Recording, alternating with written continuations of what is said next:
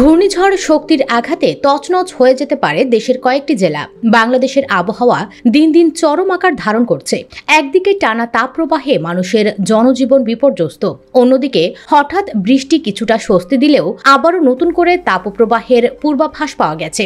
এই প্রাকৃতিক বৈরিতার মাঝে আবির্ভূত হচ্ছে সম্ভাব্য একটি ঘূর্ণিঝড়, যার নাম হতে পারে শক্তি। আবহাওয়া অফিসের মতে শক্তি নামক ঘূর্ণিঝড়টি 24 থেকে 26 মের মধ্যে স্থলভাগে আঘাত হানতে পারে।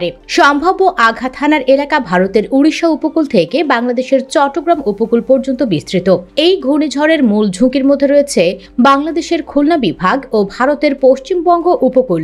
আবহাওয়াবিদ মোস্তফা কামাল পলাশ জানিয়েছেন, বঙ্গোপসাগরে যেভাবে পরিবেশ তৈরি হচ্ছে তাতে করে ঘূর্ণিঝড়ের সৃষ্টি হওয়া সময়ের ব্যাপার মাত্র। তিনি তার ব্যক্তিগত ফেসবুক পোস্টে জানান, মে মাসের তৃতীয় সপ্তাহে একটি ঘূর্ণিঝড় তৈরি হওয়ার অনুকূল পরিবেশ রয়েছে। বিশেষজ্ঞরা ইতিমধ্যেই উপকূলীয় এলাকার বাসিন্দাদের জন্য সতর্কবার্তা দিয়েছেন। তাদের মতে এখন থেকেই স্থানীয়দের মানসিক প্রস্তুতি নেওয়া উচিত। মাছ ধরার ট্রলার ও নৌকা নিরাপদ স্থানে সরিয়ে ফেলতে হবে। পাশাপাশি আশ্রয় কেন্দ্রগুলো প্রস্তুত রাখতে হবে, যেন জরুরি প্রয়োজনেই মানুষ সেখানে আশ্রয় নিতে পারে। সেই সাথে দিনে রাতে সমান উত্তাপ বিরাজ করছে।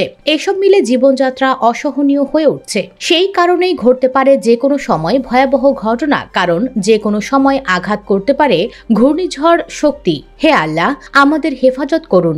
আসমানি বালা আসমানে তুলে নিন, জমিনি বালা জমিনে দাফন করে দিন। ভিডিওটি বেশি বেশি শেয়ার করে দেশবাসীকে জানার ও সাবধান করার সুযোগ করে দিন। আরও এমন নিত্য নতুন তথ্য জানতে আমাদের চ্যানেলকে সাবস্ক্রাইব করে আমাদের সাথেই থাকুন। ধন্যবাদ।